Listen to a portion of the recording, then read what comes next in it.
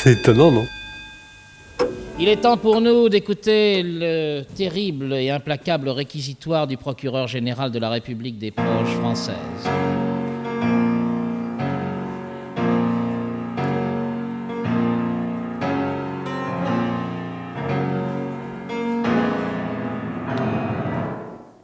Françaises, Français, Belges, Belges, y voit tout, y voit rien. Monsieur le Président, Madame la mystérieuse dame en noir aux yeux de jade, Madame la femme et heureuse de l'être, Mesdames et Messieurs les jurés, public chéri, mon amour.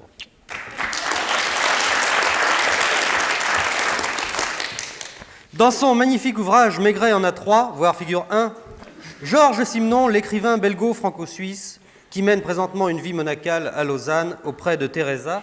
Elle s'appelle Teresa, mais je vous garantis que ce n'est pas sa sœur. Ça y est, j'ai oublié le début de ma phrase. Mais alors, direz-vous, Monsieur le Président, s'il a oublié le début de sa phrase, il n'a qu'à recommencer, ce connard en rouge et noir. D'abord, je ne suis pas votre connard en rouge et noir. Ensuite, comme le disait si judicieusement le maréchal Göring à Monsieur Mussolini, qui raillait son léger embonpoint, der Sachs, der ist. C'est celui qui le dit qui est. Je prie la cour, les jurés, les témoins, l'accusé et la mystérieuse dame en noir aux yeux de jade, dont je vois d'ici battre le cœur, de bien vouloir m'excuser et excuser ce léger incident qui vient de m'opposer au président de notre sympathique tribunal d'exception. Mais Dieu m'est témoin qu'il m'a provoqué. Oui, Monsieur le Président, vous m'avez provoqué. Comme le disait si judicieusement Andromède à son mari, qui venait de couper la tête de la méduse, tu ne peux pas nier, Persée. Non. Je prierai au passage les auditeurs qui seraient dépourvus de toute culture hellénique de bien vouloir me pardonner cet aparté culturel. Comme le disait si judicieusement... Assez de citations. Comme le disait si judicieusement Tibère à Ponce Pilate, excédé par les cris de la foule, esgordus peripherum, c'est-à-dire si t'es pas content, t'as qu'à écouter les périphériques. Vraiment, mesdames et messieurs les jurés, croyez-moi, je déplore vivement cet incident. Je trouve extrêmement gênant et même déshonorant pour la justice qu'un président et son procureur en soient réduits à laver leur robe austère sale en famille. Cette robe austère, mesdames et messieurs les jurés, sous laquelle se dresse... Non. Sous laquelle se dresse l'espoir des jeunes Françaises et des jeunes Français. Cette robe austère de la justice, dont le bon roi Saint-Louis, dit Louis le Gland à cause de son énorme chaîne, dont le bon roi Saint-Louis, qui en connaissait les moindres recoins, de la robe austère donc, se plaisait à dire si judicieusement « Ravel bitapatus, bravel bitapapum », c'est-à-dire « tu coupes les manches, ça te fait un petit boléro ». Mais direz-vous, Monsieur le Président, ce connard en rouge et noir ne va tout de même pas continuer d'émailler son soi-disant réquisitoire de citations germano-gréco-latines insipides. Peut-être va-t-il enfin aborder le cas douloureux de la grande Jorasse qui est au lit, de la grande Joris qui est par là, de Françoise. C'est vrai. Assez de citations insipides. Vous avez raison, Monsieur le Président.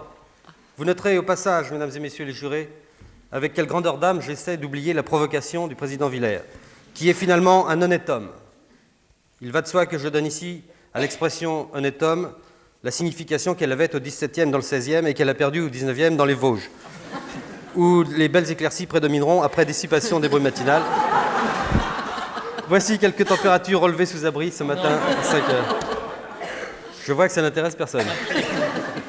Pas même cette mystérieuse dame en noir aux yeux de jade dont je sens d'ici frémir la cuisse nerveuse sous la robe austère de la justice, dont l'austérité et l'opacité m'énervent prodigieusement. Comme le disait si judicieusement Hamlet, dans cette scène magnifique où il tripote un os de sèche en se demandant s'il allait faire Toubib ou pas Toubib après le bac. To die, to sleep, no more. 2 cravates, 2 slips, ça fait beaucoup. Mais oublions notre querelle, Monsieur le Président. Il faudrait être bien vil et bas, mesdames et messieurs, pour garder quelque rancune contre cet homme nul mais droit, noble et bon, qui a su rester simple malgré son incroyable réussite contre le bourreau de Namur au Palais des Sports de Mésidon dans la gueule en 61. Je le répète, cet homme est un honnête homme, bien que n'ayons pas peur de regarder la vérité bien en face, c'est rien qu'un cacaboudin. Ça y est, je l'ai dit. Je crois que ce qu'a reçu le bourreau de Béthune, c'est rien contre ce que tu vas recevoir tout à l'heure. Blablatus, blablatum, blablatis est. Celui qui fait rien qu'à faire des citations, c'est qu'il a rien à dire, disait si judicieusement Georges Simenon, dont le magnifique ouvrage « Ah, le beau bâton » vient de sortir des presses de la Cité. C'est dans cet ouvrage magnifique, je le répète, que l'auteur de Maigret et la vieille dame indigne, qui raconte sans aucune vulgarité les nuits de Marguerite Duras avec les cœurs de l'Armée rouge, c'est donc dans cet ouvrage d'une grande beauté formelle que pour la première fois, Simenon, par Maigret interposé, parle de Françoise Mallet-Joris.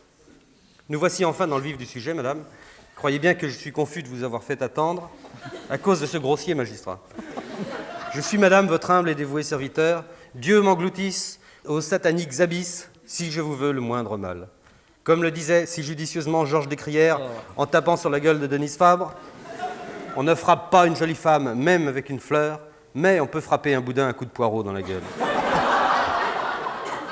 Et que dit le commissaire Maigret à propos de Françoise Mallet-Joris ? C'est la question qui est sur toutes les lèvres. C'est la question qui est sur les lèvres de cette mystérieuse dame en noir aux yeux de jade dont la bouche pulpeuse aux lèvres purpurines délicatement ourlées semble offerte à l'amour le plus pur. Mais c'est con, ce soir, je peux pas, il y a Marie-France Garot sur la 2. Dis donc, t'as jamais dit ça sur Louis Rego? J'ai oublié. Mais parcourons ensemble le livre de Simenon traitant de Françoise Mallet-Joris. Je lis quelques extraits très courts. Ce soir-là, Maigret entra à pied chez lui, boulevard Richard Lenoir, sous une morne petite pluie fine. Il était d'une humeur massacrante. L'affaire de la femme piétinée piétinait. Marie Levasseur, Maigret en était certain, avait été tuée en 2 fois à l'aide d'une lame acérée, probablement une lame Ginette. La première lame coupe les poils sans arracher la peau. La deuxième lame coupe la peau sans arracher le poil. Quand il ouvrit la porte, l'odeur tranquille de la soupe aux poireaux eut un peu raison de la mauvaise humeur de Maigret. Il se laissa tomber dans le fauteuil de cuir usé du salon. Madame Maigret, geste inhabituel de sa part, vint s'asseoir sur ses genoux. « Bon sang, mais c'est bien dur, dit-elle. » Monsieur le procureur. J'ai dû me tromper de bouquin. Je pense, oui. Vous n'êtes pas dans ce livre, Madame Mallet-Joris. Mais alors, où étiez-vous, hein? Vous n'avez pas d'alibi. Qu'on lui coupe la tête. Il faut sévir, Monsieur le Président. Les Français ne sont plus en sécurité. Comme le disait si judicieusement, je ne sais plus qui, dans le film « Viens chez moi, j'habite chez une copine », ça va mal, il y a de plus en plus de recrudescence.